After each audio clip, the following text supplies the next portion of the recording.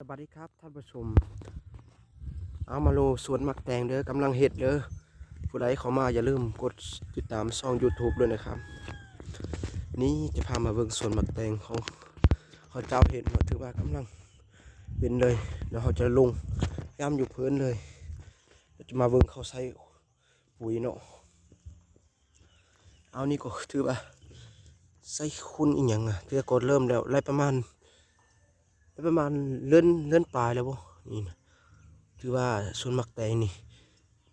กำลังขึ้นเลยอยู่เขตสปป.ลาวเด้อนี่ก็จะเป็นบ้านเรือนของประชาชนเด้อนี่เป็นบ้านแบบนี้นี่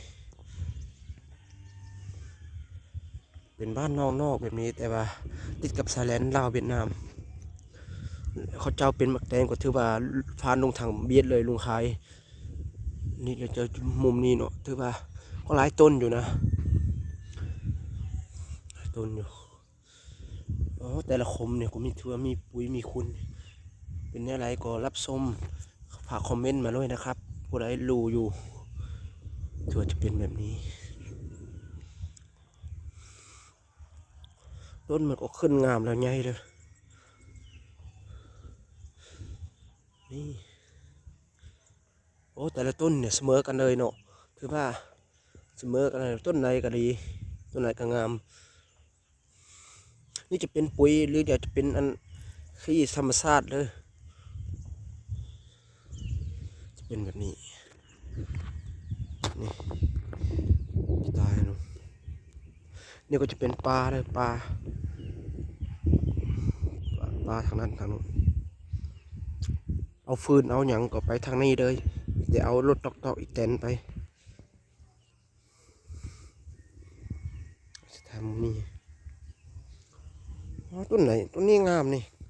แตกดอกเอาแล้วแต่ค่าเยอะมีสาลีด้วยนะครับถ้ามันเป็นมาโม้มันกุกหนึ่งมันจะใหญ่หรือว่าจะมีหลายหน่วยเลยเอานี่เอาหอมลาบเลยนี่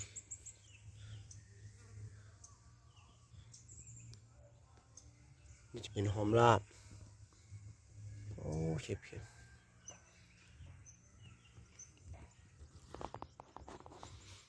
นี่เราจะทำมุมนี้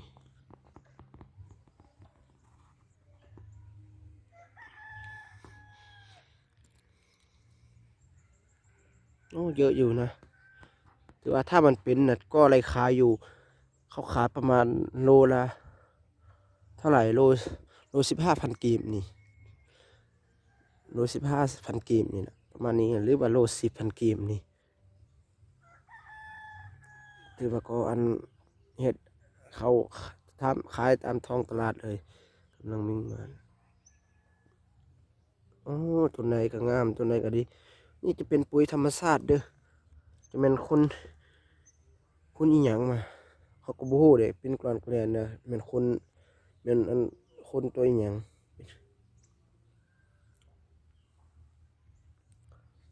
ถ้ามันเป็นกุจป้าไปแบบนี้เนี่ยปะไว้ละเอานี่มาขึ้นมาแต่งลายเด้ออันนี้ยังน้อยเบี้ยมาแต่งลาย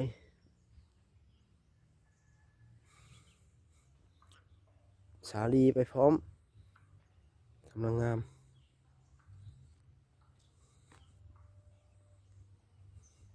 เอาเป็นแนวไหนผู้ใดรับส้มก็อย่าลืมกดติดตามช่อง YouTube ด้วยนะครับซื้อก็อยู่หน้าโปรไฟล์เลยคลิปนี้ก็มีแต่ซ้ำนี่แหละอื่นกับบะมี่ยังหลายไปก่อนเด้อทุกคนบ๊ายบายขอทุกคนโชคดีสุขภาพแข็งแรงไปก่อนเด้อจ้าบ๊ายบาย